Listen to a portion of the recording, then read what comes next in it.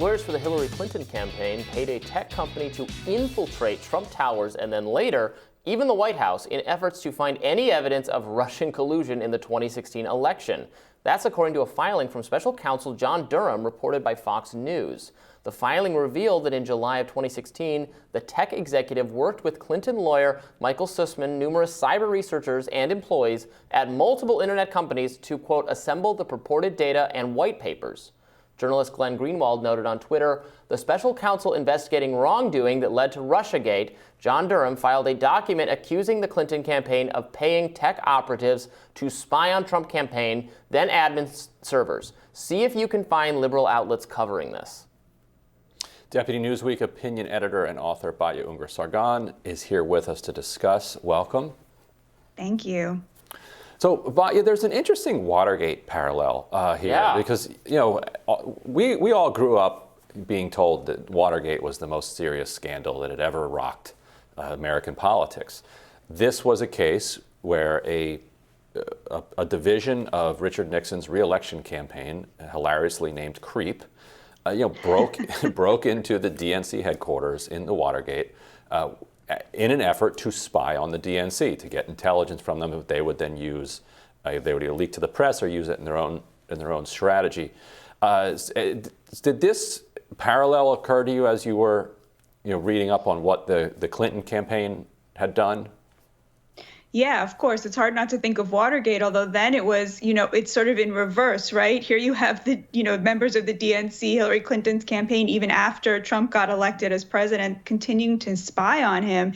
This is such a bombshell of a filing. Of course, we don't know if it's true or not yet, but it seems to suggest that Trump was right when he said that he was being spied upon. Now, he has tweeted that, or he's not on Twitter, but he has a press release out saying that this was worse than Watergate. I don't know if it was worse than Watergate, but certainly the parallel, I think, is apt, Ryan. Yeah, it's just, they're trying to, the Hillary Clinton side, obsessed with the idea that this was stolen from them, that this was illegitimate, that Russia did it, and that there was all this nefarious, criminal conduct going on, and then they're committing things that we don't know. We got to hear more about it. We have to learn more specifically, but seem very shady. Like they're doing all these shady things to find evidence that they fail to find. Find some, more minor things, but not the kind of widespread, it's Russia's fault kind of stuff. And they're doing the shady things to kind of to produce that evidence.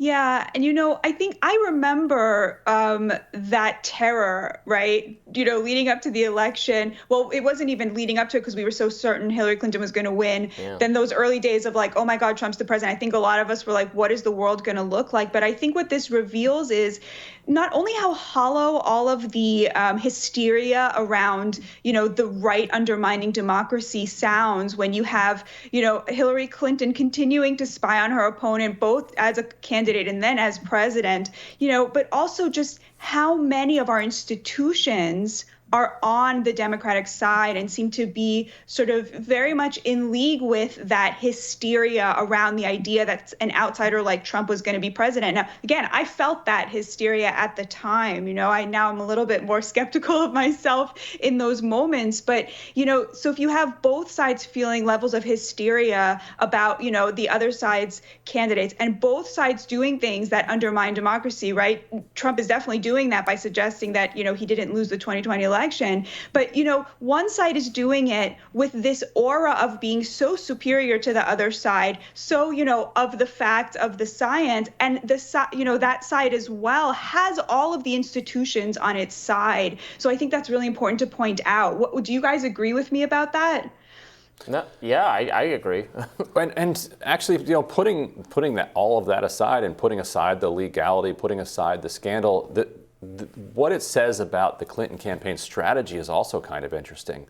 That rather than hit Trump the way that, say, Elizabeth Warren was hitting him during 2016 as kind of a clown and a failed businessman, the way that Bernie Sanders was hitting him as somebody who was lying to the working class, who was pretending to care about the working class but didn't actually have working class interests at heart and would sell them down the river the first chance he got in favor of Republican elites. Instead of making those arguments, Hillary Clinton went for Russia. That was a campaign strategy that they were invested in, clearly, if they were going to have giant teams working on this. So what does it say about the Clinton campaign that they felt like that was going to be the thing that would resonate with the American people? Yeah, I think that's a really important point. For all of their talk of, we have the issues, right? We're the adults in charge. What they went for, you're totally right. Their first instinct was to create this conspiracy theory around Russia, which we're even seeing today, right? The ramifications of, that steering the ship in that direction to this extremely adversarial relationship with Russia when, Mitt Romney was sort of laughed out of the room when he suggested something like that when he was campaigning against Obama. So I agree with you. I think that it does reveal that maybe there was, if Trump was coming on as a populist, right, in a way that was resonating with working class Americans, Clinton, I think, maybe correctly analyzed the situation and realized she was not going to be able to hammer him on that the way that Warren and Sanders could, and so went for this bizarre conspiracy theory that we now know really there was nothing there. She just had to campaign a little bit harder. Michigan, Pennsylvania, Wisconsin, she gave it away. Yeah. Her stupid advisors, listening to young progressive Twitter people, gave it away. Anyway, ranking member of the House Permanent Select Committee on Intelligence, Mike Turner, told Fox News he'd absolutely hold hearings on the Durham filings. Let's watch that.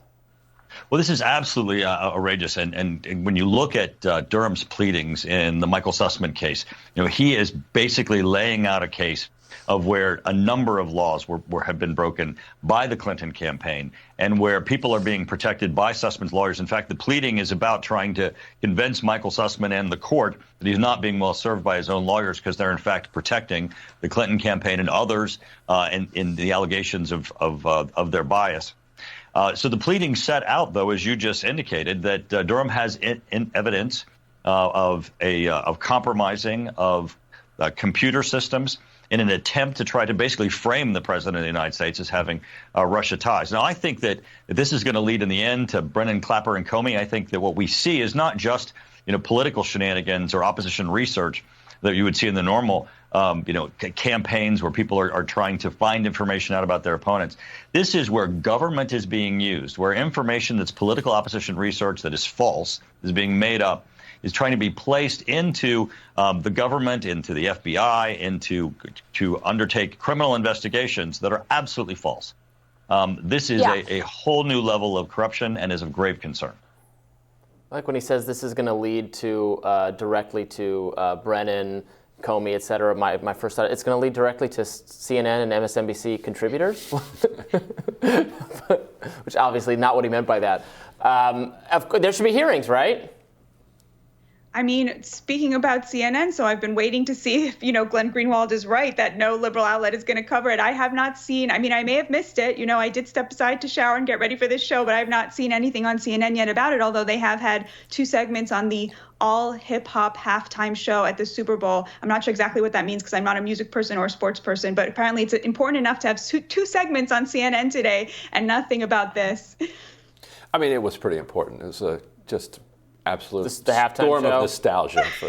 For, I have not watched it yet. I'm going to watch the halftime show at some point today on YouTube. So if you're eagerly awaiting for my review of the halftime show, you'll find that on Twitter at some point today. Excellent. I promise you that. Looking forward to that. Yes. Well, Batya, thank you so much for joining us. Thank you so much for having me, guys. And we'll have more Rising right after this.